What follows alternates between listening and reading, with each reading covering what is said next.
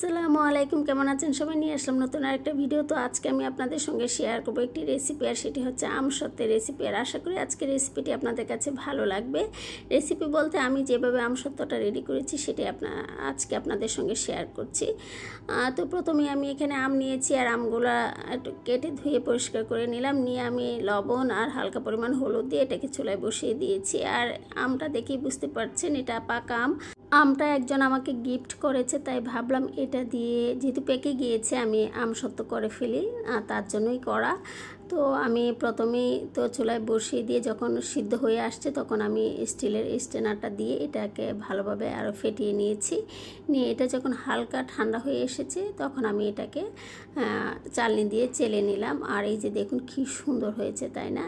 এখন আমি একটা ফ্রাই প্যান বসিয়ে দিব, আর সেটার মধ্যে আমি এই জামটাকে ঢেলে দিচ্ছি। দিয়ে এটা আমি তৈরি করে নিব। তো প্রথমে নেড়ে ছেড়ে দিলাম, দিয়ে এটার মধ্যে দিয়ে দিব চিনি আর অল্প পরিমাণ লবণও দিয়েছি। দিয়ে এটাকে আমি ননস্টপ নাড়তে থাকবো।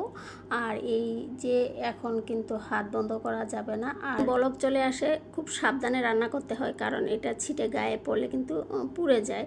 তার জন্য খুবই সাবধানে কাজ করতে হয়। যাই হোক, চিনি দিয়ে দিলাম বেশি পরিমাণ, দিয়ে দিলাম বিট লবণ। দিয়ে এটাকে আমি আরও কিছুক্ষণ নেড়ে ছেড়ে যখন প্রায় হয়ে আসবে, দেখতেই পাচ্ছেন কালারটাও কিন্তু চেঞ্জ হয়েছে। আমার এটা প্রায় রান্না শেষ। আমি একটা প্লেটে অল্প পরিমাণ আলাদা করে নিয়েছি। এখন বাকিটুকুর মধ্যে আমি দিয়ে দিলাম 5 ফোড়ন, জিরার গুঁড়া এবং পাপরিকা। দিয়ে এটাকে আমি আরও কিছুক্ষণ রান্না করব। তো দেখতেই পাচ্ছেন কি সুন্দর হয়েছে, তাই না? আর এদিকে একটা প্লেটে সরিষার তেল মাখিয়ে এটার মধ্যে এখন আমি ঢেলে দিব।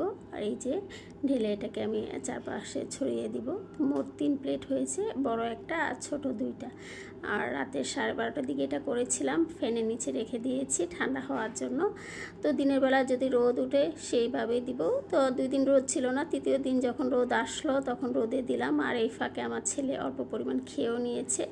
কেয়ার করা তো, আর ছেলেকে কি বলবো, হাজব্যান্ডও বাসায় এসেছে, সেও এই যে মাঝখান থেকে এখান থেকে অল্প পরিমাণ খেয়ে নিয়েছে। যদিও আমি এটা তাদের জন্য করেছি, কিন্তু তারা কিন্তু এটা আমাকে শুকাতে দিচ্ছিল না। কেয়ার করা, আমি এই যে বহুত কষ্ট করে এটা শুকিয়ে নিয়েছি। আর এখন এই যে কেটে নিচ্ছিলাম আর ভিডিও করছিলাম, আর ছবি উঠানোর জন্য যতটুকু সময়, এই সময়টুকুই শুধু তারা আমাকে দিয়েছে। আর তাদের কিন্তু মানে এটা শেষ করতে আমার মনে হয় না কয়েক সেকেন্ডও লেগেছে। আর এখানে কালারটা যা দেখছেন ঠিক তাই, মানে এতটাই সুন্দর এবং লোভনীয় হয়েছে। দেখুন কতটা, মানে আমার কাছে তো খুবই ভালো লেগেছে। আমি আরও একবার করেছি, এবার দ্বিতীয়বার করলাম, কিন্তু মানে আমি নিজেই মানে অবাক হয়ে গিয়েছি, এতটাই সুন্দর হয়েছে।